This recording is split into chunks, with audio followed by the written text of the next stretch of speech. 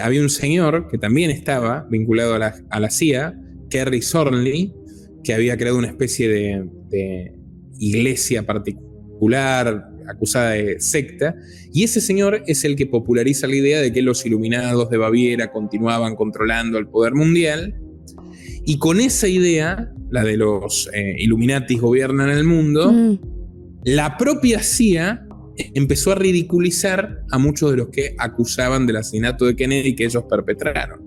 Eso es el Estado profundo. Independientemente del gobierno que esté, van preparando su plan, van ejecutando sus planes. Y el caso Kennedy es paradigmático porque Kennedy fue un presidente chantajeado. ¿Quién maneja el narcotráfico a nivel mundial? ¿Quién es el responsable del 1.000.000 de muertos que ha habido en México con la absurda guerra contra las drogas? Fundamentalmente las agencias que supuestamente combaten al narco, como la DEA. ¿Por qué ponen a un joven aristócrata saudita al frente de la guerrilla de los talibanes afganos? Bueno, porque ese joven aristócrata saudita pertenece a una familia que es socia en la petrolera Arbusto Energy de los Bush.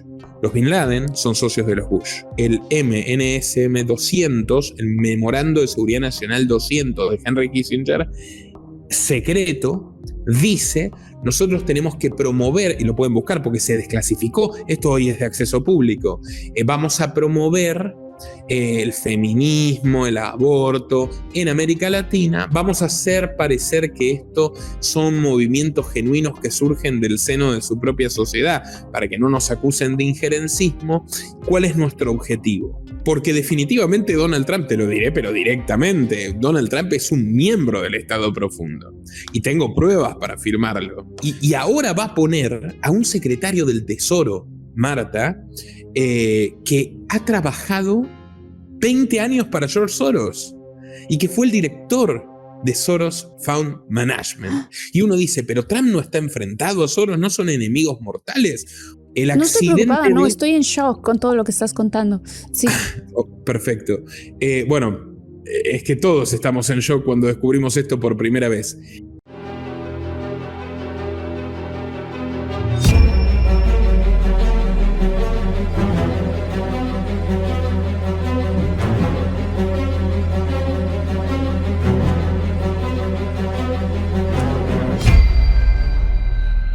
Dale clic al botón de suscribirse y no te olvides de activar la opción de recibir todas las notificaciones para no perderte de nada. Tengo un invitado que ustedes lo han pedido una y otra vez que quieren que regrese aquí, y la verdad a mí me da muchísimo gusto porque yo soy muy seguidora de su canal en YouTube, Los Liberales. Vamos a hablar de temas muy interesantes de qué es el Estado profundo, qué es lo que quieren, quiénes son, quiénes están detrás y qué pasó en este momento tan decisivo en Estados Unidos y para el mundo con las elecciones que acaban de ocurrir. Y para ello, pues bueno, tenemos a mi queridísimo amigo mío y amigo de mi papá, Nicolás Moraz. Y fíjense, les voy a contar, para los que son nuevos, yo sé que muchos de ustedes saben quién es, pero para los que no, él es un periodista, divulgador y activista argentino, considerado uno de los principales exponentes contemporáneos del pensamiento liberal radical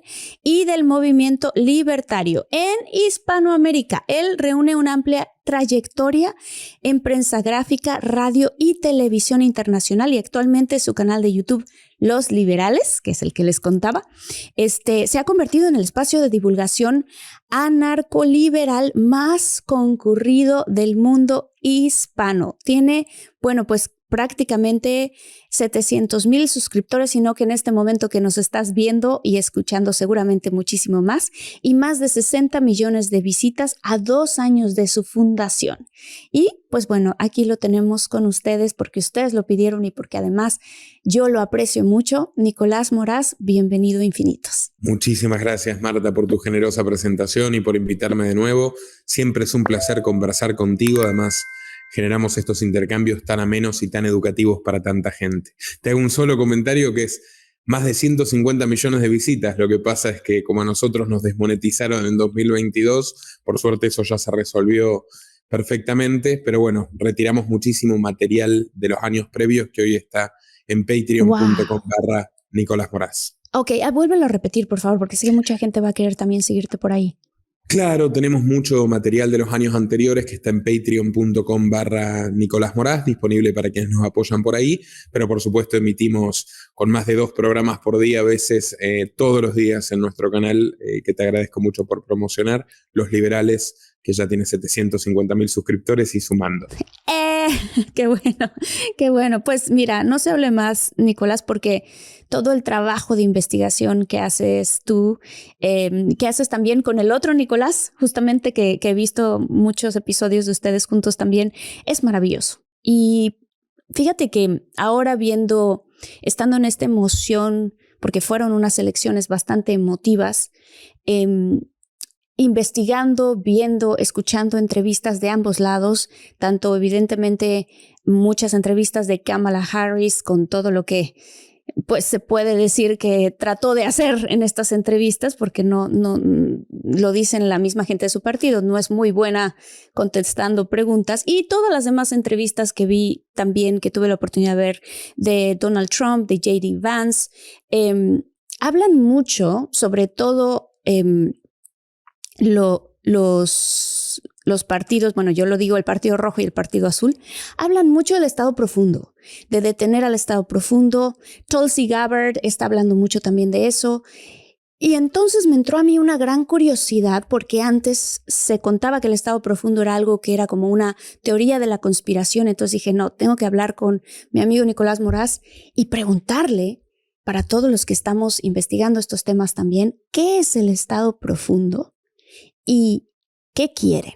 Es muy interesante lo que me planteas. Creo que es la primera vez que podré detallarlo de esta forma, pero es un concepto crucial para entender la política moderna.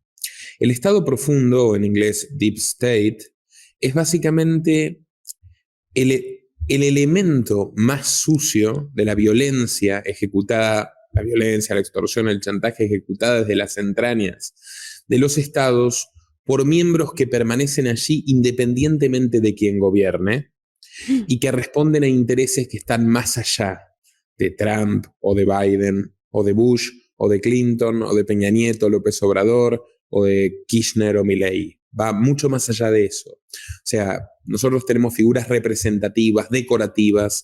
Esta presidencia de 4 años de Biden ha sido probablemente el mayor de los ejemplos. Gente que no decide. En el caso de Biden, creo que fue todo un simbolismo y un mensaje al mundo, demostrando que Estados Unidos se gobierna en piloto automático, que se puede tener un presidente completamente senil, que es la realidad. Uno no lo dice por demagogia ni crueldad, son los hechos evidentes, a los ojos de todos está. Lo han tenido que reconocer incluso para conseguir ejecutar el plan Kamala y meterla por la ventana tras haber llevado a Joe a unas primarias contra nadie y que se desmorone en el debate de la CNN. Todo eso estaba planeado. Durante 4 años Estados Unidos fue comandado por personas que probablemente el 99% de sus 340 millones de habitantes no conoce. Y no me refiero al secretario de Estado Anthony Blinken, me refiero a los directores de los servicios de inteligencia, me refiero incluso a los jefes de los servicios de inteligencia que no ocupan posiciones directivas formales. 2 países de donde nos mira mucha gente, Argentina y España, han tenido espías que controlaban a sus respectivos servicios de inteligencia, pero no ocupaban puestos oficiales. El comisario Villarejo en España, el agente Jaime Estiuso en la Argentina, gente que estaba involucrada en multitud de delitos, en coberturas de delitos de otros. Por ejemplo, en el caso del comisario Villarejo en España, toda la red de extorsión, de grabaciones íntimas y de chantaje de quienes iban a la red de saunas gays del suegro de Pedro Sánchez, el actual presidente. Mandaron a Villarejo a investigar esta red criminal, pero resulta que Villarejo era parte de esta red criminal, resulta que él era socio del suegro de Pedro Sánchez, Sabiniano Gómez, fallecido hace algunos meses, y entonces terminó amenazando, poniendo contra las cuerdas a quien lo mandó a hacerlo, que era en su día el secretario de Seguridad del gobierno de Mariano Rajoy, que tuvo que renunciar. O sea, el funcionario encargado de prevenir el delito tuvo que renunciar porque la persona que mandó a investigar ese delito en realidad era cómplice de los delincuentes. Es una cosa absolutamente siniestra. En la Argentina, el asesinato del fiscal Nisman, estrechamente vinculado a Estiuso. Estiuso fue una de las últimas personas con las que habló. Estiuso luego terminó prófugo en los Estados Unidos y ahora, con el gobierno de Milei, vuelve a controlar los servicios de inteligencia. Estamos hablando de gente que puede matar con impunidad, estamos hablando de gente que puede hacer cosas terribles, que acumula un poder inmenso, un poder extorsivo inmenso, que opera con impunidad, que trasciende a los presidentes y que si necesita deshacerse de los presidentes lo hará. De hecho, el Estado profundo opera de manera manifiesta. Probablemente nunca tanta gente se interesó antes en ese Estado dentro del Estado, en ese gobierno en las sombras, como a partir del asesinato de John Fitzgerald Kennedy, que es un ejemplo perfecto de cómo funcionan estas cosas, en 1963. Ahora, en este caso, o sea, me llama muchísimo la atención además que mencionas a Kennedy y también Kennedy siendo parte importante ahora del gabinete prometido por Trump.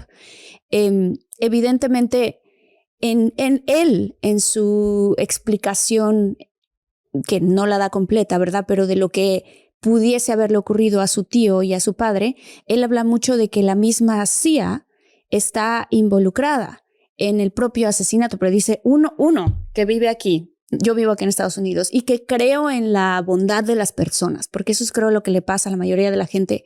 Escuchas eso y crees que es una teoría de conspiración simplemente porque piensas cómo es posible que dentro del mismo gobierno quieran eliminar a alguien.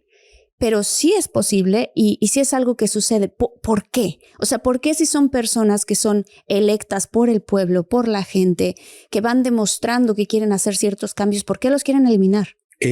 ¿Por qué los quieren eliminar? Bueno, a Kennedy, primero, a John Fitzgerald Kennedy no era ningún santo.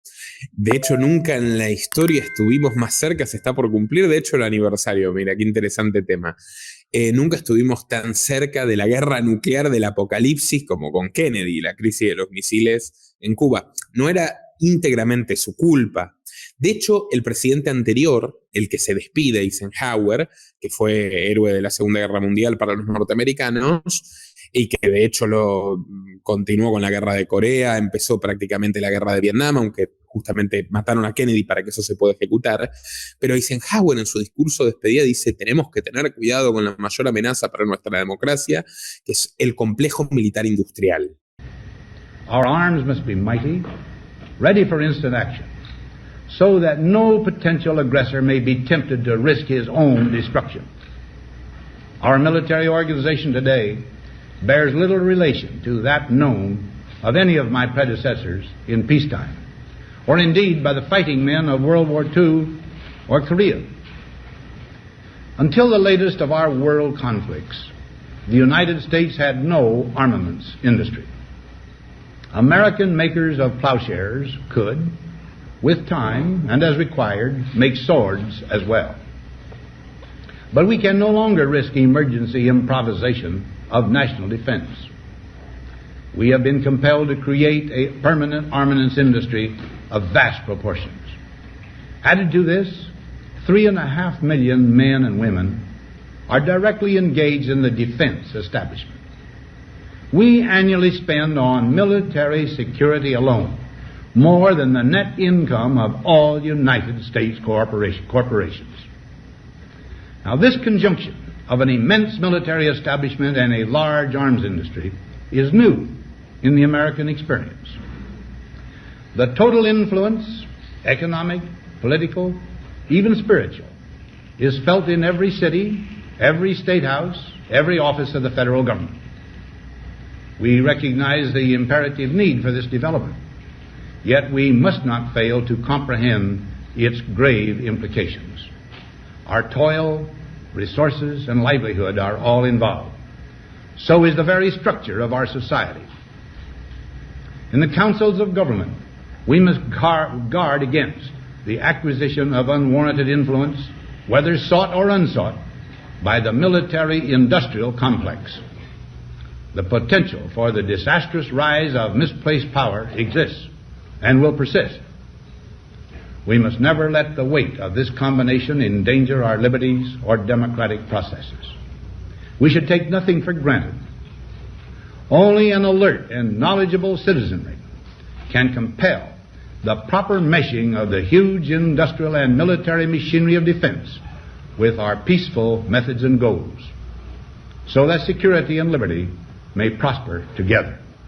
Ahí bautiza Eisenhower a esa coalición de lobbies de la industria de la muerte, de quienes ganan con las guerras, que terminan teniendo más poder que los presidentes, y él lo reconoce. ¿Quiénes matan a Kennedy? Bueno, básicamente el complejo militar industrial, pero con un complot súper elaborado. Hace 2 días, preparando un video sobre el caso Kennedy, precisamente para el aniversario, me vi de vuelta una película muy buena del cineasta Oliver Stone, que ideológicamente no puede estar más lejos mío. Es un hombre muy de izquierda, que ha estado haciendo propaganda para Putin, ha estado haciendo propaganda para Chávez, pero la película del 91, que es de cuando Stone era un hombre bastante más independiente de lo que es hoy, es magnífica. Es una obra de arte espectacular, que uno investiga por su cuenta, ha leído varios libros y dice, bueno, esto es así. Muestra la historia de un fiscal que se atreve a investigar el asesinato de Kennedy y llega a las conclusiones clarísimas de que hubo 3 francotiradores, con testigos, con la película de Abraham Zapruder, que lo filmó. Pero bueno, uno ve cómo empiezan a matar a los testigos, o sea, uno tras otro, y eso es la historia real de Estados Unidos. O sea, matando a los testigos del caso, llamando a su hija pequeña para amenazarla, con secuestrarla, a la niñita del fiscal, que finalmente incluso pierde el juicio tras muchísimas presiones, que incluso es ridiculizado en la televisión, porque la CIA le manda en la televisión el guión para convertirlo en un personaje para el escrache, para el escarnio, dibujar al fiscal como un teórico de la conspiración irresponsable. O sea, se libran operaciones de desprestigio desde la prensa, asesinatos extrajudiciales, se van eliminando las pruebas humanas en el camino, y así es como se mantiene la oscuridad. Donald Trump prometió desclasificar los archivos del caso Kennedy en su primer gobierno. No lo hizo. Volvió a prometerlo ahora. Veremos si lo hace. Would you declassify JFK files? Yeah, I did a lot of it. Would you declassify the Epstein files? Yeah, I would. All right. I guess I would. I think that less so because, you don't know. You don't want to affect people's lives if it's phony stuff in there, because there's a lot of phony stuff with that whole world. But I think I would. ¿Por qué crees que no lo hizo? Porque definitivamente Donald Trump, te lo diré, pero directamente, Donald Trump es un miembro del Estado Profundo. Y tengo pruebas para afirmarlo. Y Nicolás Martínez Laje, el abogado que me acompaña, mi amigo y compañero en los noticieros, que tiene su propio canal Terapia Liberal, ha estado publicando una saga magnífica sobre el rol que jugó Trump para llegar a donde llegó. Entonces, Trump, todos sabemos que tuvo 5 grandes, enormes quiebras, pero se mantuvo rico. ¿Cómo? Porque los bancos lo perdonaron. ¿Por qué? Porque Donald Trump trabajó como un operador de lavado de dinero, de las actividades más sucias que cualquiera de nosotros puede imaginarse, en sus casinos, que es el mejor negocio de hoteles y casinos para lavar dinero, esto es sabido, directamente para la familia Rothschild.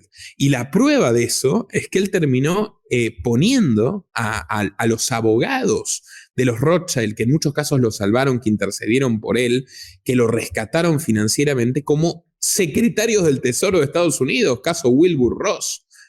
Y ahora va a poner a un secretario del Tesoro, Marta, que ha trabajado 20 años para George Soros y que fue el director de Soros Fund Management. Y uno dice, pero Trump no está enfrentado a Soros, ¿no son enemigos mortales?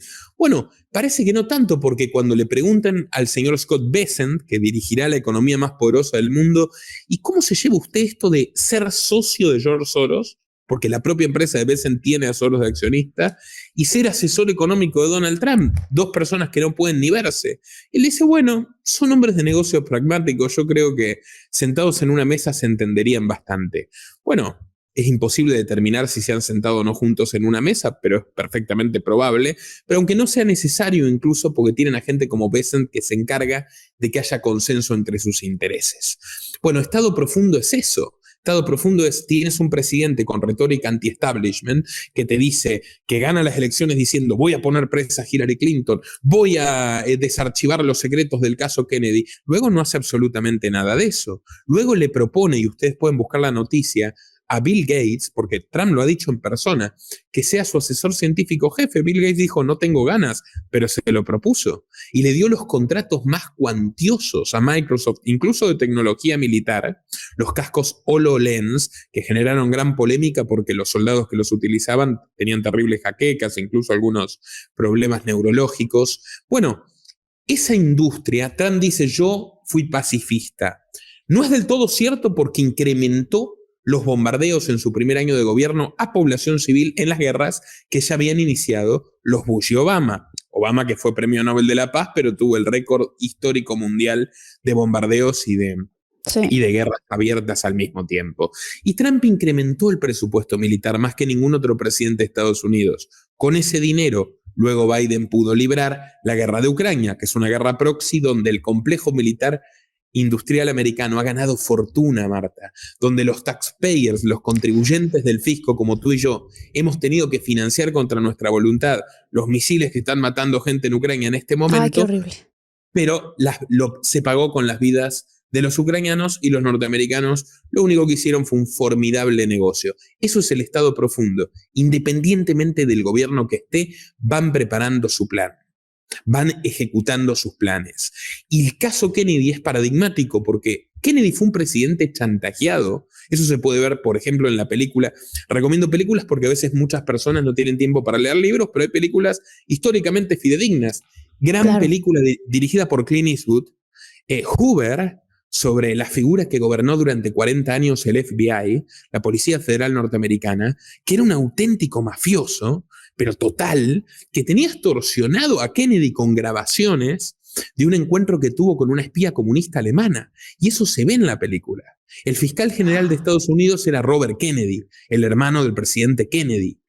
Y Hoover le hace llegar el mensaje mafioso porque ellos lo quieren jubilar a Hoover, porque es un tipo demasiado turbio, demasiado oscuro, que ha metido gente presa inocente, que ha llevado adelante todo tipo de persecuciones, y es el jefe de la policía, supuestamente es quien tendría que encargarse de que se cumpla el orden, pero Hoover le contesta, bueno, mira, tu hermano tiene esta situación sensible, yo creo que le haría mucho daño al país que se sepa. Y bueno, mataron a John Fitzgerald Kennedy porque quería precisamente disminuir el poder de las agencias de inteligencia y retirarse de Vietnam y evitar lo que luego fue esa catástrofe, esa guerra ultra sangrienta que tanto daño le hizo al mundo y a Estados Unidos. Y luego matan a Robert Kennedy, cuando su hermano se presenta en el 67 como precandidato presidencial demócrata, disputándole la candidatura a Lyndon B. Johnson, que es el vicepresidente tejano de Kennedy, que asume cuando lo matan. Absolutamente cómplice del complot. Matan a Robert Kennedy, o sea, matan a los dos hermanos. Queda vivo uno, Ted Kennedy, el hermano menor, que era probablemente el más pragmático, que se vincula a la CIA a partir de la muerte de sus dos hermanos, no vaya a ser que a él le toque lo mismo. Por miedo, seguramente, sí. Exacto, y bueno, luego es el mentor, Ted Kennedy, de Barack Obama, y también, por ejemplo, yo he descubierto que es quien le consigue un asilo en Estados Unidos a Gustavo Petro cuando era senador en Colombia, el actual presidente, y ha estado involucrado mucho en la instauración de gobiernos de izquierda autoritarios en América Latina, trabajando con los Rockefeller, trabajando con el establishment, directamente rindiéndose, por así decirlo. Y si tú miras a Robert Kennedy Jr., que hoy será funcionario de Trump, que gracias a quien Trump gana, porque gracias a que Robert Kennedy Jr. se retira de la contienda, Trump junta los números suficientes para esta victoria tan significativa sobre los demócratas.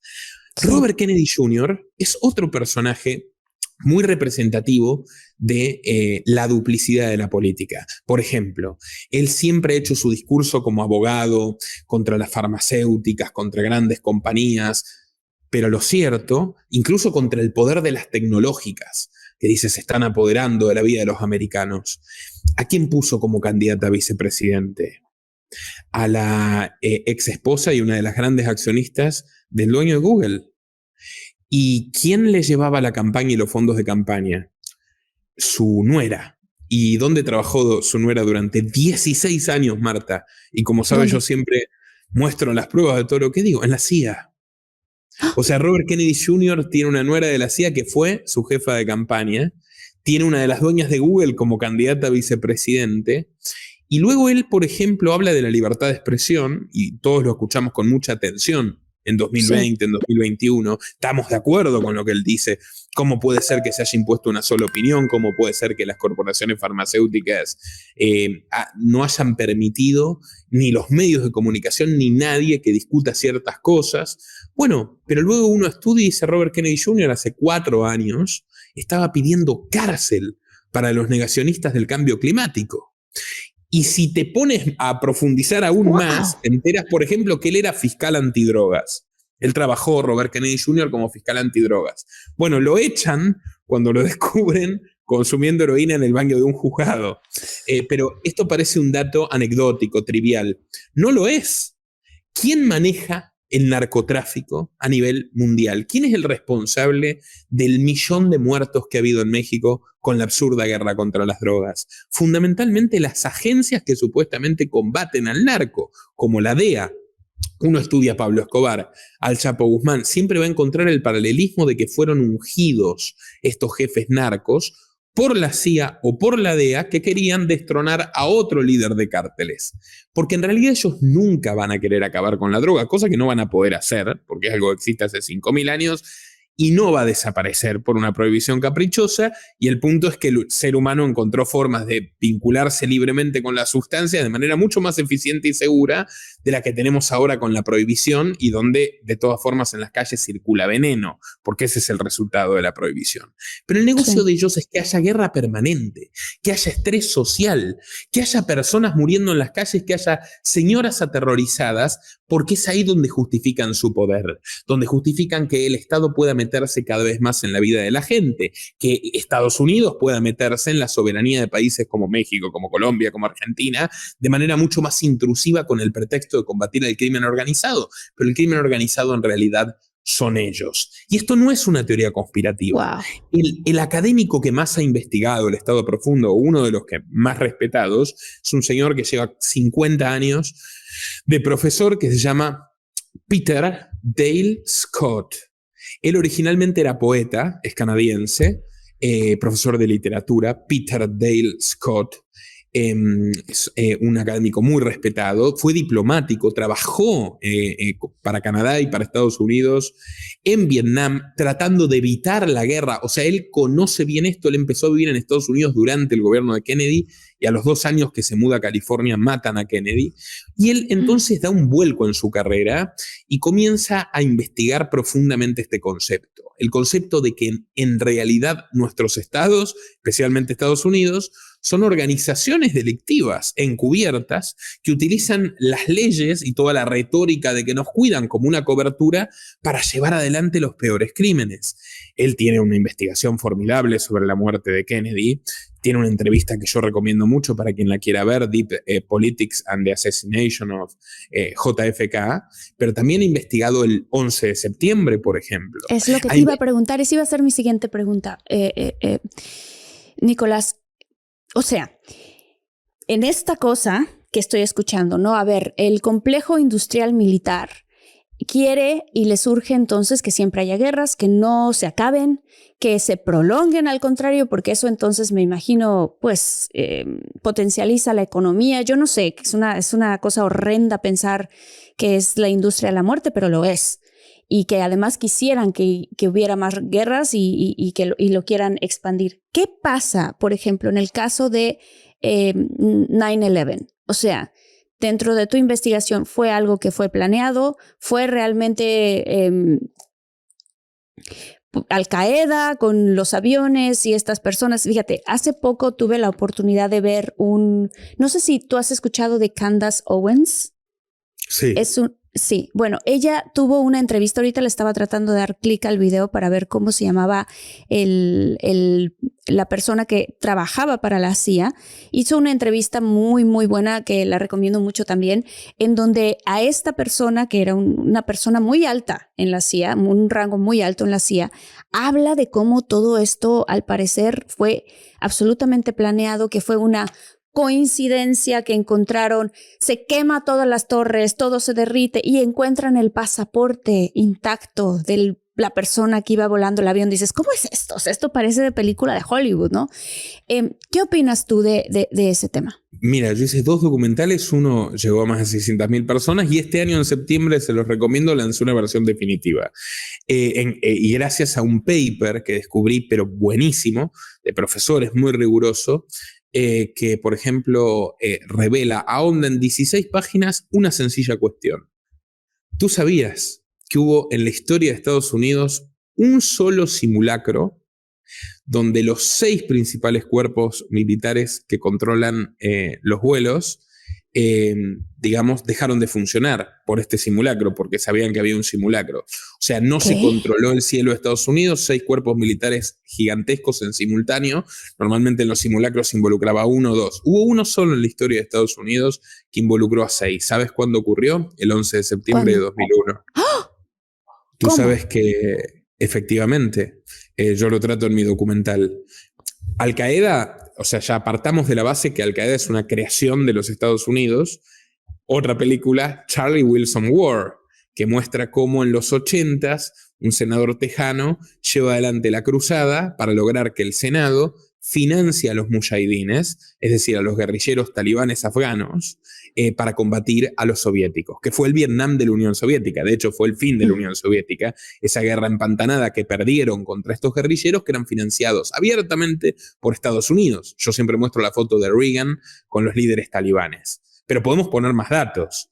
¿Por qué Osama Bin Laden, un aristócrata saudita, que Arabia Saudita, cualquiera que mire un mapa, está a miles de kilómetros de Afganistán, no tiene nada que ver? Afganistán, de hecho, no es un país petrolero. Arabia Saudita sí. ¿Por qué ponen a un joven aristócrata saudita al frente de la guerrilla de los talibanes afganos? Bueno, porque ese joven aristócrata saudita pertenece a una familia que es socia en la petrolera Arbusto Energy de los Bush. Los Bin Laden son socios de los Bush. Eso es un hecho. Lo trata Michael Moore también en su documental Fahrenheit 9/11. ¿Quién era el vicepresidente de Reagan en esa época? El encargado de supervisar la operación para apoyar a los talibanes en Afganistán. George Bush padre. George Bush padre, o sea, ¿te acuerdas que hay 2 Bush? El que gobierna entre el 88 y el 92, y el del 2000 al 2008. Bueno, el primer Bush padre, el vicepresidente de Reagan, y es el que empieza esta operación, y él elige a Bin Laden, un hombre de su confianza, para dirigir a los talibanes. Les dan muchísimas armas. Les dan tantas armas que algunas de esas armas que sobraron van a ser utilizadas para volar las embajadas de Estados Unidos, por ejemplo en Kenia en el 96. Van a ser las armas que luego se usarán contra Estados Unidos. Eso fue imprevisto, fue un error de cálculo. Si uno mira los hechos, de ninguna manera. Estados Unidos libró las invasiones de Bush hijo a Irak y a Afganistán con el pretexto de que este señor realizó un ataque de terrorismo doméstico contra las Torres Gemelas. Bueno, este señor lo inventaron ellos, lo financiaron ellos, lo armaron ellos, y no pudieron encontrarlo en muchísimos años, no pudieron, entre comillas, suficientes como para invadir estos 2 países, eliminar entre 900.000 y 1 millón de personas, quedarse con el petróleo de Irak, construir un gasoducto totalmente útil para Estados Unidos en Afganistán y robarnos a todos los contribuyentes americanos una masa brutal de nuestros recursos para reconstruir lo que bombardearon. Y ahí, ¿quién aparece, por ejemplo? Aparece un señor llamado James Biden, que es el hermano del todavía presidente Joe Biden, Wow. con una empresa surcoreana responsable de reconstruir todas esas casas aniquiladas por el bombardeo americano. Entonces, haciendo un negocio fenomenal. El señor fue el gestor entre el gobierno iraquí títere y esta compañía surcoreana para que miles de millones de dólares, digamos, se vuelquen en ese negocio, ¿no? Destruir algo construir algo, reconstruir algo que nunca debería haber sido destruido en primer lugar.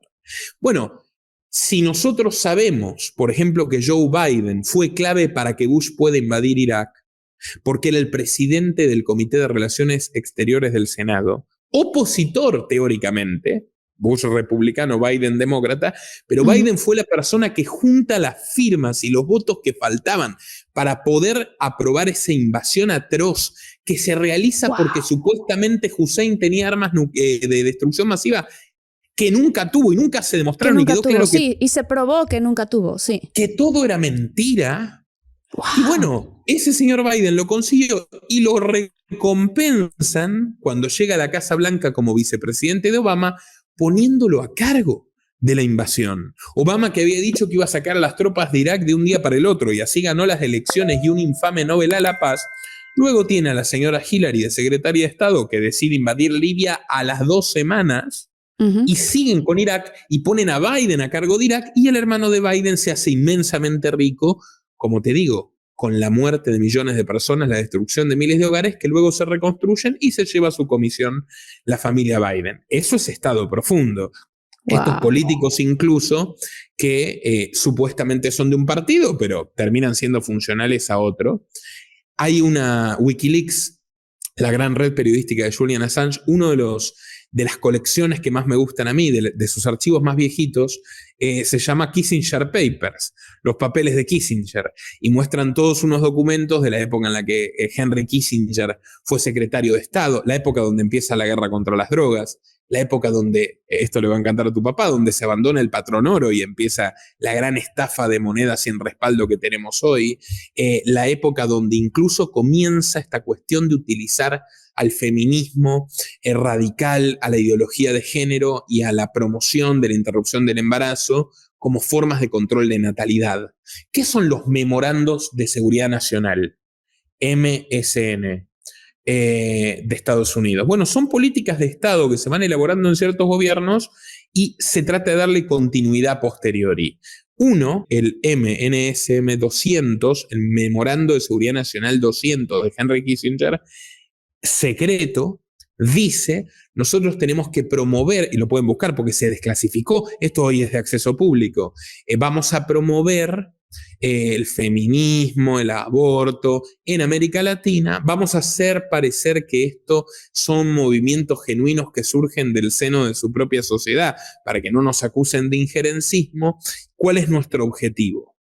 Que la gente tenga menos hijos, que estos países reduzcan su población, entonces va a ser más fácil disponer de sus recursos naturales para nuestros intereses y mantener el control en la zona, porque él está convencido de mucha población, muchas posibilidades de conflicto.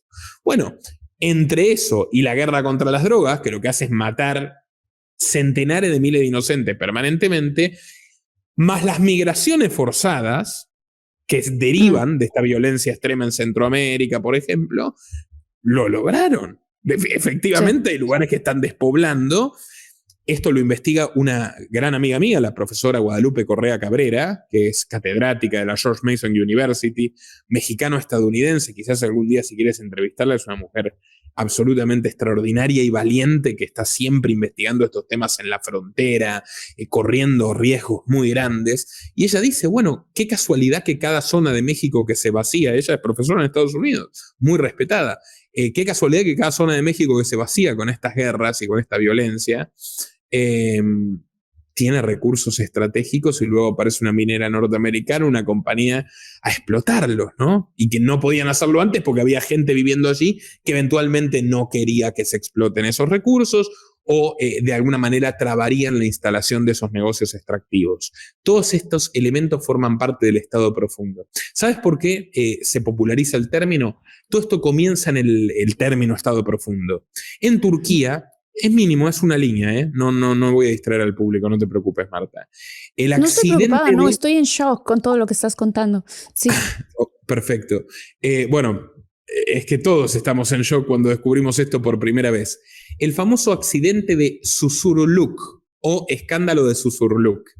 En el 96 hubo un accidente en Turquía, en la ciudad de Susurluk. Un accidente de auto. Bueno, resulta que en un mismo automóvil aparecieron muertos Abdullah Katli, que era un ex militante de ultraderecha, de bandas terroristas, que supuestamente buscaba a la policía por asesinatos múltiples y por tráfico de drogas, junto con Hussein Kohadak, que era el jefe de policía que supuestamente tenía que arrestarlo, junto con la reina de belleza de Turquía y novia de Katli, Sedat Gonca Uz, y Sedat Bukak sobrevivió, que era un diputado del partido de gobierno que iba con ellos. O sea, en un auto iban 4 personas. La reina de belleza, novia del criminal buscado, el policía que supuestamente tenía que encerrar al criminal y un diputado. Y entonces dijeron, ¿qué es esto? ¿Qué es esto? Que la oposición, el criminal, el policía que tiene que arrestarlo, y son todos amigos, y por un accidente de auto casual, aunque hay algunos que dicen que no era tan casual, que todo a su vez fue un complot de un enemigo que tenían dentro del gobierno, bueno, termina descubriéndose esto, que es todo lo que le contaron a la sociedad turca en los últimos meses sobre el terrorismo, sobre el narcotráfico, sobre los enfrentamientos y tal, no era real. Bueno, esto le dicen, esto es un estado profundo. Entonces se empieza a hablar del estado profundo. El profesor lo cuenta, de hecho, Peter Dale Scott, que él usa mucho el término política profundo, deep politics. Como te digo, si tú hilas fino, incluso ves conexiones que trascienden en el tiempo. Este señor, George Bush padre, el que es el responsable de inventar Al-Qaeda, inventarla de la nada, que no existía Al-Qaeda, con dólares que él le consiguió, comenzó a existir. Bueno, este señor, Bush padre, que era el vicepresidente de Bush, había sido director de la CIA. Y llegó director de la CIA tras haber tenido una larga carrera en la inteligencia en la CIA. ¿Sabes cuál fue uno de los casos más interesantes que le tocó a este tejano en su inicio en la CIA? Bueno, el asesinato del presidente Kennedy. O sea, George Bush padre fue uno de los responsables de la CIA de investigar el asesinato del presidente Kennedy, con el que en realidad estuvo completamente involucrada la CIA. Lee Harvey Oswald era un hombre de la CIA quien disparó contra Kennedy, uno de los 3. De hecho, ni siquiera se sabe si Lee Harvey Oswald disparó, fue la cabeza de turco, como él mismo lo dijo. Y el asesino de Lee Harvey Oswald también murió, también fue asesinado. Es una cosa increíble, es una cadena sin parar. Bueno, el oficial que en la ciudad de Dallas, donde mataron a Kennedy, comienza formalmente la instrucción del caso es George Bush padre. Luego llega director de la CIA, luego llega vicepresidente de Reagan, y no casualmente tratan de matar a Reagan. Le meten un tiro a Reagan. El intento de asesinato del presidente Reagan, que fue el presidente más popular de la historia moderna de Estados Unidos. ¿Quién trató de matar al presidente Reagan? Un chico llamado John Hinckley Jr. John Hinckley Jr., que estaba obsesionado con una actriz famosa, supuestamente. Dicen que para llamar su atención trató de matar a Reagan. De hecho, esta persona la soltaron por insanía, porque estaba muy loco. O sea, todo un caso que parecía bueno, un lobo solitario. El mismo relato que hicieron con Kennedy, ¿no? Lee Harvey Oswald. El mismo relato que hicieron ahora con Thomas Matthew Crooks, que trató de matar a Trump. Bueno, un lobo solitario, no tiene nada que ver con nadie, simplemente era un lunático. Pero ¿qué pasa si investigamos al papá? John Hinckley Sr., el papá de John Hinckley Jr. Bueno, el papá era socio y amigo personal, y esto es así, de George Bush, del vicepresidente de Reagan. O sea, si mataba efectivamente a Reagan, iba a ser presidente a George Bush Sr. Claro. Anticipadamente, antes de lo que fue, porque luego gana las elecciones cuando termina el mandato de Reagan. Pero el mismo sujeto que investigó entre comillas, mejor dicho, encubrió el turbio asesinato de Kennedy en los 60s, luego fue director de la CIA, luego fue vicepresidente, casi matan a Reagan y le dan a él el poder, y finalmente no fue necesario. Reagan sobrevivió, lo jubilaron, y de todas formas George Bush terminó siendo presidente. ¡Wow! Nicolás, estoy impactada porque además tocaste tantos temas. Aquí yo empecé a escribir, a ver, esto que hablaste, por ejemplo, de lo de las agendas, del feminismo, de todo esto, ¿no? A mí me recordó a algo que en algún momento me contó mi papá, que se llaman los eugenics, que es gente que cree, realmente lo creen, que reduciendo a la población del mundo es mucho más fácil controlar todo y crear un mundo utópico en donde hay para todo mundo, pero claro, tenemos que ser menos, etcétera, etcétera. Y resulta, quiero que me cuentes más al respecto, pero quiero saber cómo se liga también. La pregunta número 1 que tengo es, ¿por qué estas agendas que estamos hablando, el feminismo radical, las otras que estabas diciendo tú, las agendas de género, todo eso, ¿por qué están tan últimamente tan impulsadas?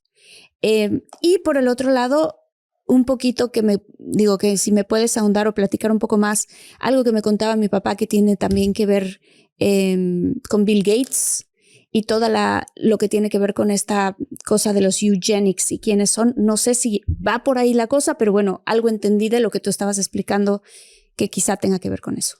Sí, Marta, claro que sí, muy interesante el planteamiento.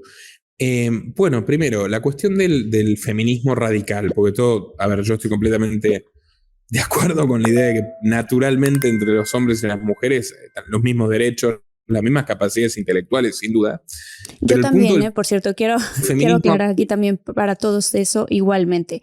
Ahorita lo que estamos y lo que vamos a tocar, Nicolás y yo, es el feminismo radical. Porque el feminismo, por supuesto, esta noción victimista, esta idea de que las mujeres per se son víctimas de los hombres, que los hombres todos tienen una serie de privilegios, esto no se sustenta en la realidad.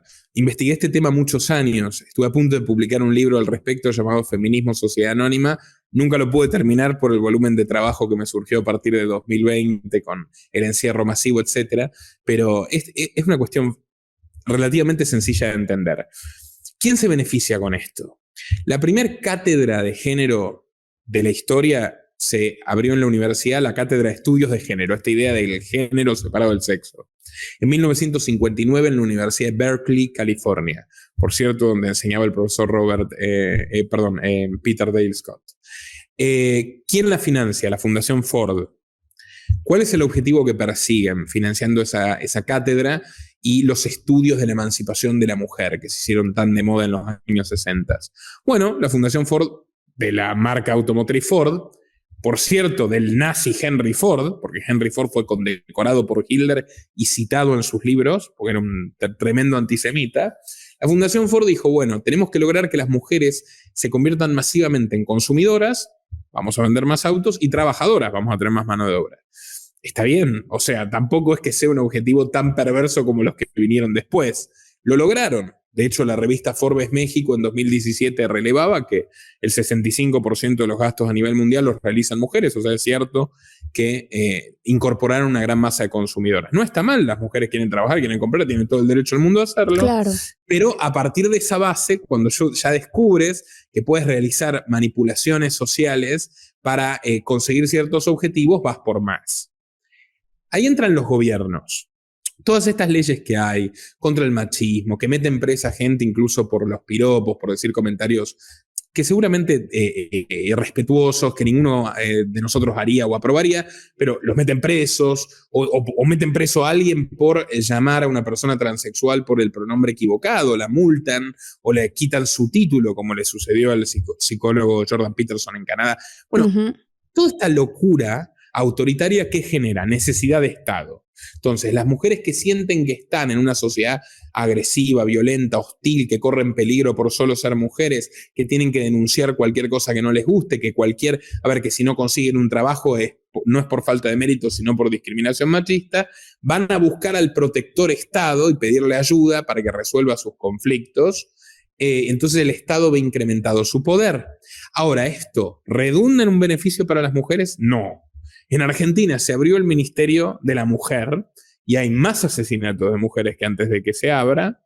Y de hecho la esposa del presidente feminista que lo abrió fue a denunciar que su esposo Alberto Fernández, el presidente, la golpeaba salvajemente. Le dijeron, no, bueno, mirá, yo creo que tenés que esperar a que se calme porque es toda una fantochada hipócrita.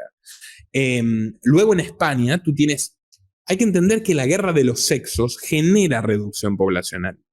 ¿Qué es lo que decía Genera Kissinger? reducción poblacional. Genera reducción poblacional. Es objetivo. Tú mira España. España es un país que, por fortuna, buena genética, gran sistema sanitario, tiene la esperanza de vida más alta del mundo.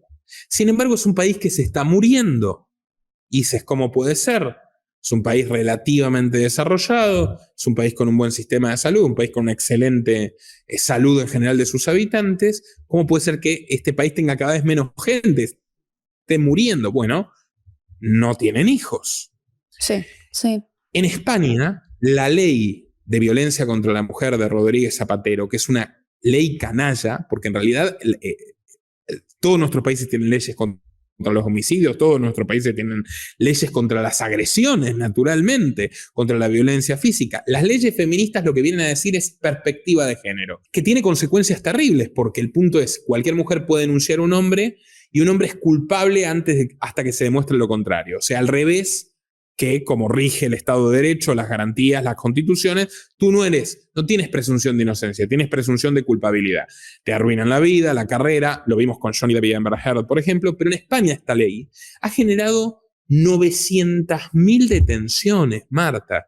O sea, gente que incluso ha dormido una noche en la cárcel o dos, o ha estado un mes en un calabozo porque se peleó con su pareja le hizo una denuncia falsa, porque solo el 6%, son datos duros, solo el 6% de esas denuncias terminaron en sentencia y el 94% no hubo pruebas para llegar a una sentencia. Wow. Pero cada denuncia genera subvenciones, ONGs, asociaciones que cobran, que asesoran al Estado, fiscalías especiales, el Ministerio de la Igualdad de España. Curioso, el Ministerio de la Igualdad de España lo ocupaba la podemita Irene Montero, Podemos, Partido de Izquierda de España. Su marido, Pablo Iglesias, acosaba a su secretaria, le robó su teléfono celular, la maltrataba, literalmente se filtró un audio suyo diciendo que había que azotar hasta sangrar a una presentadora de televisión, Mariló Montero, y luego resulta que su socio de partido, Íñigo Errejón, ahora está denunciado por violación. Pero bueno, el Ministerio de la Igualdad, ¿no?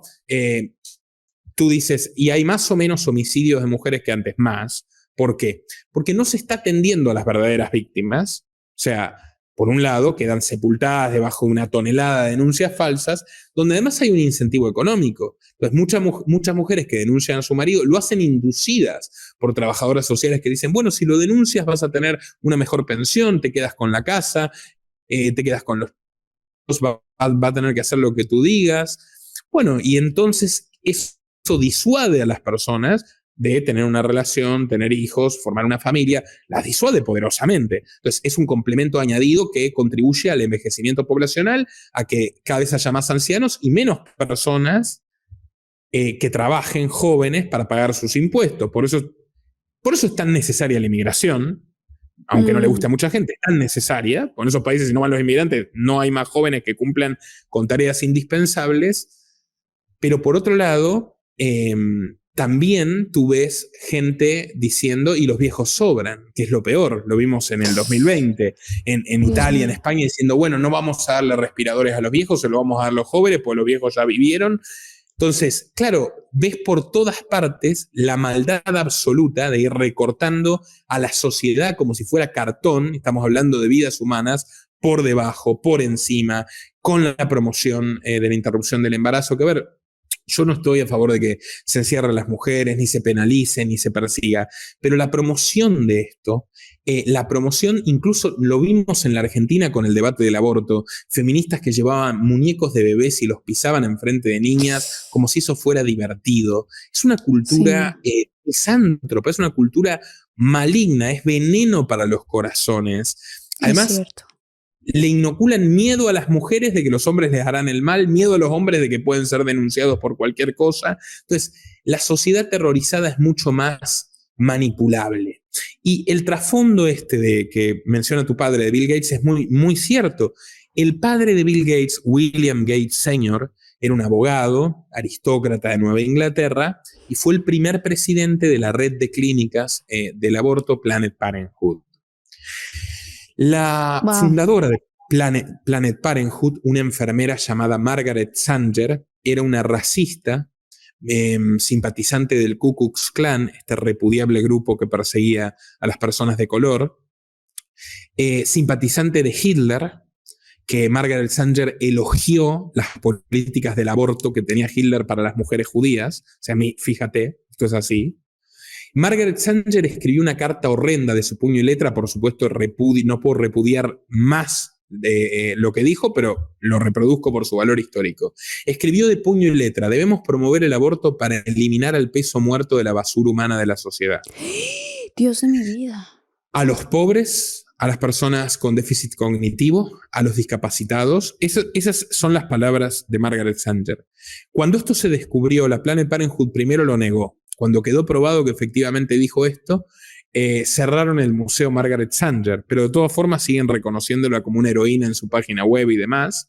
Pero fundadora de la Planned Parenthood, que contrató al padre de Bill Gates, William Gates Sr., como el primer presidente ejecutivo de esta organización, tan poderosa, tan influyente. Por ejemplo, en estas elecciones que vimos activistas de la Planned Parenthood haciendo campaña abiertamente en la Convención Nacional Demócrata, premiaron la trayectoria de Kamala Harris. Bueno, no son precisamente defensores de la libertad de las mujeres, o no son únicamente eso. O sea, también hay gente que está promoviendo de manera abierta que hay gente que debería tener hijos y gente que no, o que directamente mejor que nadie tenga hijos, salvo los ingenieros sociales que dirigen la Planned Parenthood. Bill Gates siempre dice: yo aprendí sobre el control poblacional y la importancia de la filantropía en las charlas con mi padre, lo ha dicho abiertamente, en la mesa, desde que era niño. Bueno, esa es la idea con la que crecen. Y tú dices, bueno, no es contra Trump esto, no es que esté criticando, de hecho incluso te diría, me alegro, toda la tristeza que ha generado en tantos progres con el discurso único, que finalmente la gente no sea manipulable y haga lo que le dice Lady Gaga o Jennifer López que tiene que hacer, ¿no? O sea, no es que para mí esto sea una tragedia, pero Trump no es tan diferente, porque no solo le dio contratos jugosísimos a Bill Gates, no solo también a las farmacéuticas, no solo que su campaña este año 2024 fue generosamente financiada por Pfizer, que hay que decirlo, no solamente pudo echar a Fauci y no lo hizo, no, va más allá. Trump tenía unos programas de empoderamiento femenino fuera de Estados Unidos y mandó a su hija Ivanka a promocionar el aborto en la Argentina como actividad oficial norteamericana en el año 2017. Y al año siguiente a Mauricio Macri le dieron el préstamo más grande de la historia del Fondo Monetario Internacional, $50.000 millones tirados completamente a la basura, robados por multitud de personajes siniestros. Pero qué casualidad, el gobierno de Macri, que es un gobierno de centro-derecha, cuyos votantes no querían el aborto, terminó poniendo sobre la mesa el debate del aborto ese mismo año, como una condición del FMI. ¿Por qué? Porque la política que delineó Kissinger es: no importa lo que hagas adentro de Estados Unidos, puedes que tenga gente que esté a favor del aborto casi que obligatorio, esto es una forma de decir, los demócratas de izquierda radical, o prohibirlo en todas partes, los más radicales conservadores del Partido Republicano, pero la política de que el resto del mundo tiene que tenerlo para que haya menos gente y podamos depredar sus recursos naturales sigue en curso. No importa si gobierna Trump o si gobierna Biden, porque es una política del Estado profundo. Si me permites contarte un ejemplo más. Sí. Yo te hablé de Reagan, te hablé de Bush padre. Bueno, un gran escándalo del Estado profundo americano es el llamado escándalo Irán-Contra. Ocurrió en los años 80. En esa época apoyaban sobre los papeles a Saddam Hussein. Hubo una guerra entre Irak, gobernado por Saddam Hussein, y Irán, con el ayatollah Khomeini al frente. Esto es curioso porque los norteamericanos apoyaban a Hussein en los papeles, le daban armas y dinero. El mismo Hussein que luego invadieron acusándolo de tener armas de destrucción masiva. Qué barbaridad. ¿Me entiendes? Es increíble. Sí. Bueno. Pero al mismo tiempo, la CIA le vendía ilegalmente y en secreto y sin conocimiento del Congreso ni de nadie, le vendía masivamente armas, o sea, tráfico de armas puro, a Irán. O sea, le vendían al otro bando beligerante. ¿Cómo lo hacían? A través del aeropuerto de Arkansas. En esa época gobernaba Reagan y Bush padre era el vicepresidente. ¿Quién gobernaba Arkansas? El demócrata Bill Clinton, que tenía excelentes relaciones con la CIA. Entonces, desde ese aeropuerto despachaban toneladas de armas ilegales a Irán, que supuestamente era un enemigo de Estados Unidos. Con el dinero de esa venta, Dale Scott escribió un libro fabuloso sobre esto, todo se hizo un juicio político. Esto que les digo es historia oficial, no es una teoría, se demostró que era así. Con el dinero de la venta de armas a Irán, financiaban a su vez un grupo paramilitar, los contras nicaragüenses, que luchaban contra el gobierno comunista de Ortega en esa época. Bueno, este escándalo persiguió a Bill Clinton cuando fueron las elecciones de 1992. Empieza a saltar toda esta cuestión de su rol en el escándalo Irán-Contras. Parecía que iba a perder la elección, pero manos amigas, concretamente las de un financista de su campaña llamado Donald Trump, y esto es así, lo pueden buscar, que era demócrata y gran amigo de Clinton, le presentan a un sujeto vinculado a las agencias de inteligencia dispuesto a resolver el problema. Ese sujeto se llamaba Jeffrey Epstein. Jeffrey Epstein fragua una concesión, dice: yo era el responsable del aeropuerto, no es culpa del gobernador, era culpa de mi empresa, paga una multa, exonera a Clinton del escándalo de manera ilegítima e injusta. Clinton llega a ser presidente y Epstein y Trump ascienden portentosamente en la pirámide social americana porque lograron que su candidato llegue al poder. Muchísimo tiempo después vamos a ver a Trump peleando con Hillary diciendo: es una criminal de guerra, lo cual es cierto, la voy a meter presa. Luego no la metió presa. De hecho dijo: no, pobre, ya está, ya me olvidé, no hay problema. Es que ahora sí que está tan profundo el estado profundo. Es que está muy profundo. Está muy profundo. Sí, está difícil que alguien llegue y diga: a ver, voy a limpiar la casa, voy a hacer... Pero ¿Cómo lo logras hacer? es que no tienen razón tampoco para hacerlo. De hecho, lo que pasó con Hillary y Trump, no digo que todo sea un acto, todos son marionetas, están de acuerdo en todo, no digo eso. Pero el hecho es que fueron grandes amigos. Trump financió y apoyó a Hillary en su campaña, incluso senadora 2004, en su campaña presidencial del 2008, en la interna que pierde contra Obama. Y recién, es más, Trump financió la campaña de fiscal de Kamala Harris en 2011. Trump recién en 2012 se hace republicano, tras 30 años en el Partido Demócrata. Él fue el hombre que le presentó a Jeffrey Epstein a Bill Clinton.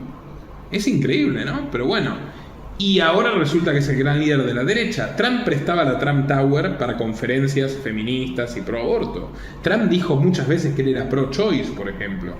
I'm very pro-choice. I hate the concept of abortion. I hate it. I hate everything it stands for. I cringe when I listen to people debating the subject. But I just believe in choice. Y no es que sufrió una conversión religiosa mágica, no. La política es pragmática. Entonces surgió la necesidad de que haya alguien que represente a los inconformes con el establishment progre, con la ideología única progre, y diga: bueno, yo voy a ser conservador y en vez de echarle la culpa de todo a los hombres heterosexuales, le voy a echar la culpa de todo a los inmigrantes.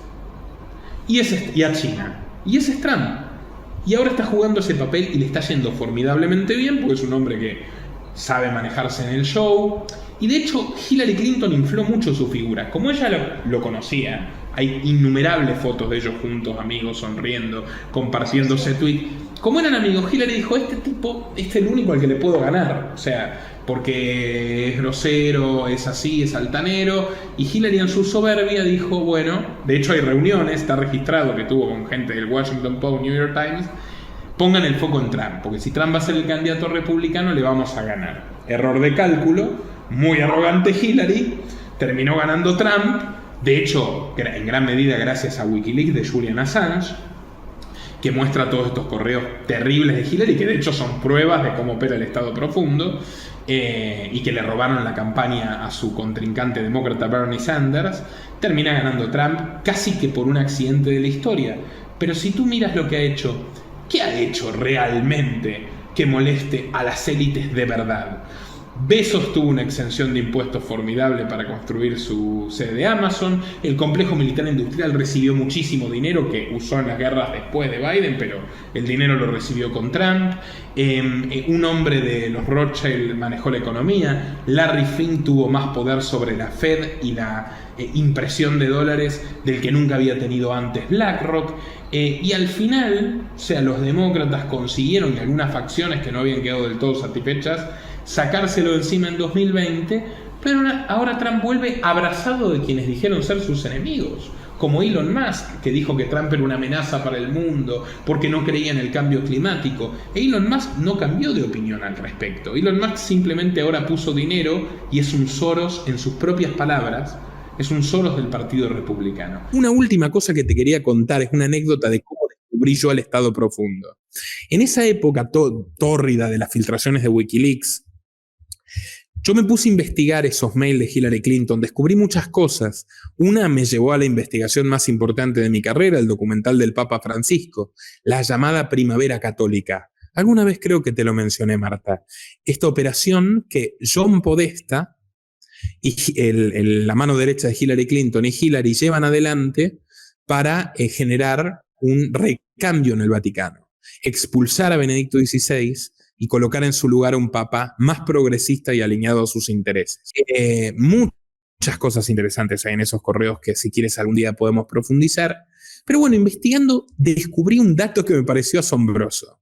En esa época, en la guerra de Siria y en las eternas matanzas que lleva adelante el Estado de Israel contra la población palestina, había un periodista llamado, existe todavía, Max Blumenthal, muy de izquierda, de un sitio llamado The Grey Zone, que estaba denunciando excesos de las tropas americanas, excesos de las tropas israelíes, y venía haciendo un trabajo notable. Y yo veo de repente que en los mails de Hillary hay un señor llamado, ya te digo su nombre exactamente, también Blumenthal, que le escribe y le dice, el padre de Max Blumenthal, de hecho a Hillary, y le dice Sidney Blumenthal, y le dice, mira Hillary lo que está escribiendo mi hijo, y le manda muchos artículos del hijo, y Hillary dice, ay, qué interesante, me gusta esto, y lo empieza a repartir entre sus subordinados. Yo digo, ¿qué es esto? ¿Cómo que el padre de este periodista de izquierda que critica a Hillary le manda los artículos del hijo directamente a Hillary, y Hillary a su vez se lo manda a sus subordinados?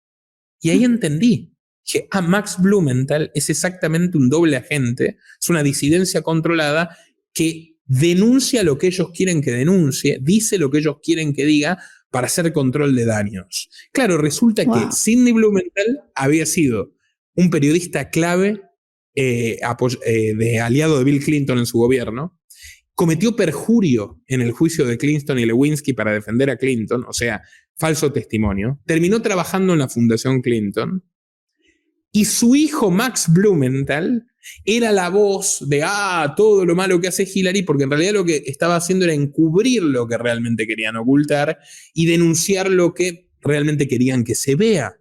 Y lo manejaban ellos. Eso es el concepto de oposición controlada o disidencia controlada. Cualquiera puede buscar lo que yo les estoy diciendo y van a descubrir esto. Y por ejemplo, Blumenthal, Max Blumenthal, ahora es un gran defensor de Putin.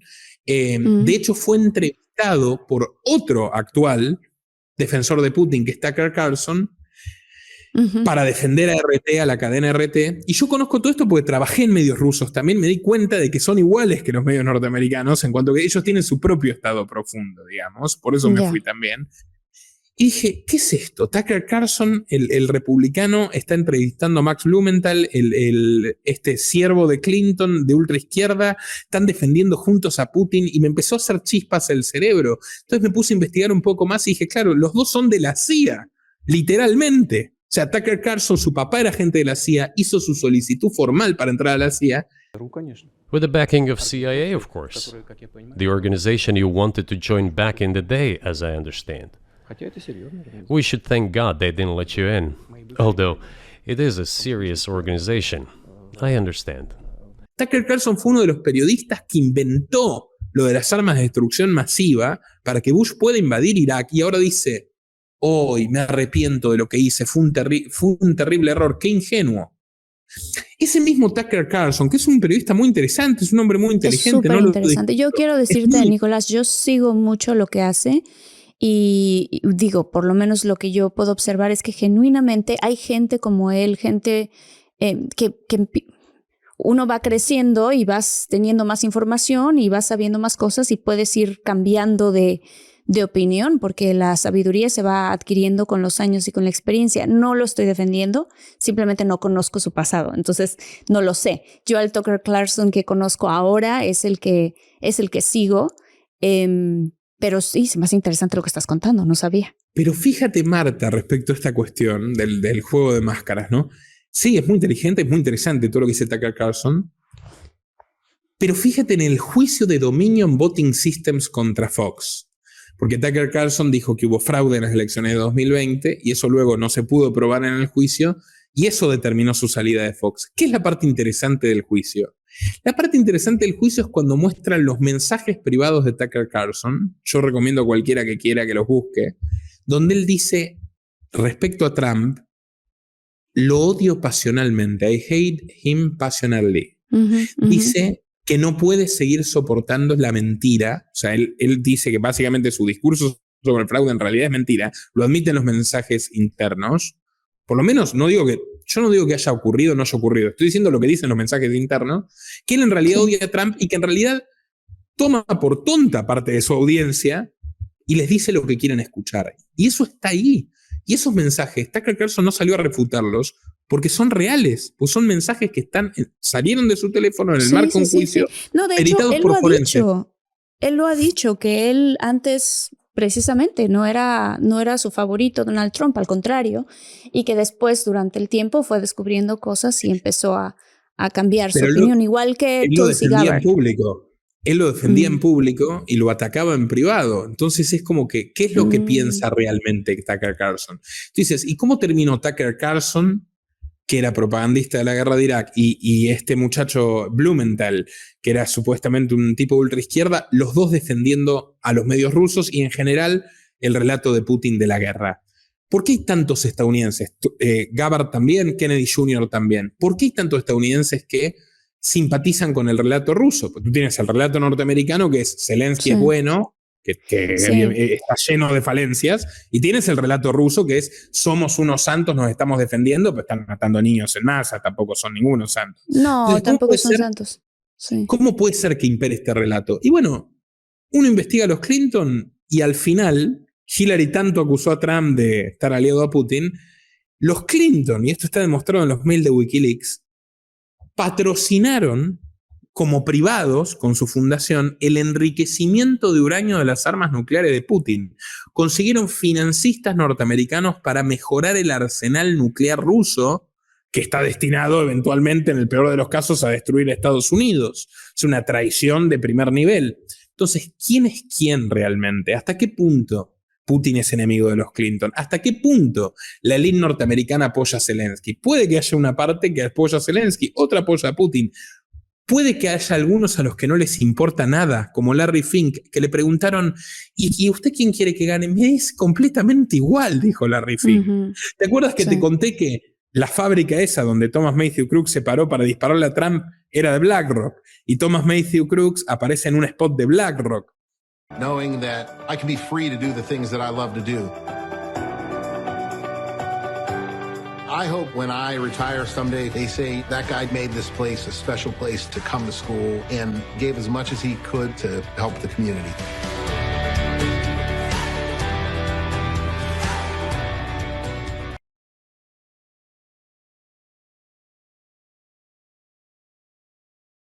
Sin embargo, Larry Fink abiertamente ha generado aportes a los republicanos con muchas de las empresas de BlackRock este año más que nunca. O sea, ellos están bien, gobierne quien gobierne, porque realmente gobiernan ellos. Y el trabajo sucio lo hace el Estado profundo. O sea, es como decir, ¿sabes qué? Le apuesto a los dos y el que gane como quiera estoy de ese lado. O sea, digo, de cierta manera. Yo un poquito regresando al tema de lo que está pasando también con los medios de comunicación en Estados Unidos, y ya para cerrar el episodio, porque me está escribiendo Armandito que ya estamos, que ya cerremos pronto, pero yo no quiero cerrar porque está buenísimo. Una de las cosas que yo agradezco que ocurrió y que ha ocurrido es, independientemente de lo que yo no sabía de Tucker Carlson, es que haya ido a entrevistar a Putin para que también los ciudadanos y las personas que vivimos acá en Estados Unidos tengamos también la otra perspectiva, porque de pronto los medios de comunicación masivos, no estoy hablando de los medios independientes como el tuyo y como otros canales que comentamos, te cuentan solamente una narrativa y la única narrativa que hay. Entonces es interesante escuchar también cuál es la narrativa del otro lado y que uno vaya sacando dentro de lo que se puede sus propias conclusiones, y también darse cuenta que por lo menos otra cosa que creo que es importante que siga sucediendo es que sigamos teniendo esta libertad de expresión. Todas las personas, en tu caso que te dedicas al periodismo, que la sigan teniendo para que entonces la gente pueda tener la libertad de votar con más información. Y lo que yo siento es que lo que quieren es que tengas menos información para que te vayas como la borregada, ¿no? Admitiendo y diciendo que sí a todo lo que te pongan en la televisión y en los medios, que seguramente ya da como para hablar en otro episodio de eso, pero que seguramente también están involucrados en este complejo que estabas diciendo tú y en el Estado profundo. O sea, ¿cuál es la narrativa que le vamos a dar a nuestros ciudadanos y para que esa sea la que se crean y para que esa sea la que voten, digamos, por así decirlo.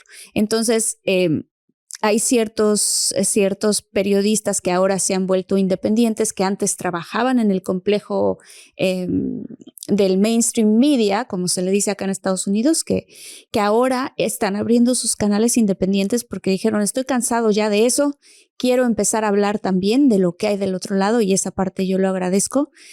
Como agradezco también a tu canal, Los Liberales, porque hacen un excelente trabajo también. Me quedé yo en shock, Nicolás, porque, híjole, entonces dices, bueno, pues realmente, ¿qué es lo que nos toca a nosotros hacer? Si no es que informarnos, efectivamente, y saber que, por ejemplo, ahora que vinieron las votaciones, a mí me tocó votar, y yo me puse a investigar realmente qué era lo que estaba haciendo cada una de las personas que estaba en el ballot donde uno vota, porque a veces escuchas nada más Kamala, Trump, y ya, pues escoge alguno. No. También se escogen propuestas por cada estado, se escogen propuestas de senadores, o sea, cosas que uno realmente le tiene que poner atención e investigar la historia de esas personas, de dónde vienen, cuáles son sus ideologías, si machan con las tuyas, si machan con tus valores o no, ese tipo de cosas. Entonces, lo que más agradecí en estas elecciones fue justamente los medios independientes que están aquí para abrirnos los ojos a muchísimas personas, como la audiencia de Infinitos, como la audiencia y los que ven tu canal de Los Liberales. Bueno, Marta, muchas gracias. Muy, muy interesante tu conclusión. Yo siempre desde mi lugar, con las limitaciones que uno tiene como ser humano también, trato de abarcar el rango más amplio posible en mis investigaciones. Y bueno, trato de contar la parte quizás oculta que hay en todos los espacios políticos, en todas las esferas del poder. Así que bueno, es muy apasionante toda esta cuestión del Estado profundo y también, como te digo, incluso de las disidencias controladas, que es bastante interesante también ese concepto. Por ejemplo, en los 60s, y cierro con esto, había un señor que también estaba vinculado a la CIA, Kerry Thornley, que había creado una especie de iglesia particular, acusada de secta, y ese señor es el que populariza la idea de que los iluminados de Baviera continuaban controlando el poder mundial, y con esa idea, la de los Illuminatis gobiernan el mundo, la propia CIA empezó a ridiculizar a muchos de los que acusaban del asesinato de Kennedy que ellos perpetraron. Entonces mezclaban teorías más absurdas, o por lo menos más que erizaban la piel o que generaban más rechazo en la sociedad, con las acusaciones verídicas, como el fiscal que relata la película JFK de Oliver Stone, para que todo parezca que, bueno, es todo una ocurrencia de unos loquitos y tal. Entonces, mantenerlo sepultado en el silencio y en la oscuridad. De hecho, ellos inventaron el término, ¿no?, de teoría de la conspiración. O sea, es decir, lo popularizaron.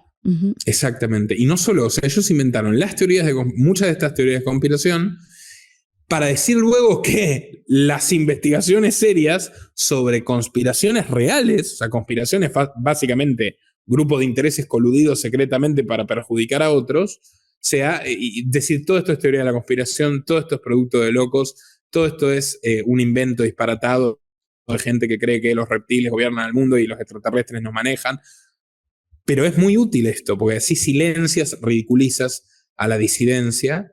Y bueno, fíjate que Alan Dershowitz es un famoso abogado de O.J. Simpson, abogado de Jeffrey Epstein, abogado de Harvey Weinstein. ¿Qué abogado? Alan Dershowitz era funcionario de Hillary cuando estaba Max Blumenthal haciendo oposición controlada, ¿no? Decía, y se enfrentaban en público. Max Blumenthal, el izquierdista, y Alan Dershowitz, ¿no? Y se decían de todo, y Alan Dershowitz decía, tú eres un nazi disfrazado de judío, y Blumenthal le contestaba, y tú eres un corrupto, y lo único que haces es servir a Israel, y al final, en los mails de Hillary figura que tuvieron una reunión los tres juntos, y Alan Dershowitz, cuando se aparta del gobierno, logran metérselo de abogado a Julian Assange. Claro, pobre Assange, llegó un momento donde tenía 3 abogados y los 3 trabajaban contra él. Dershowitz, que trabajaba para Clinton por debajo de la mesa y lograron probarlo, y bueno, ahí se termina la relación. Baltasar Garzón, que era un juez corrupto español, y Amal Clooney, la esposa de George Clooney, que termina traicionando a Assange, incluso abandona el caso en la instancia más crítica y se va a cenar con los Obama, que eran sus perseguidores. Bueno, ese era el concepto que quería cerrarlo de este tema. Uf, ay, Dios mío, qué barbaridad.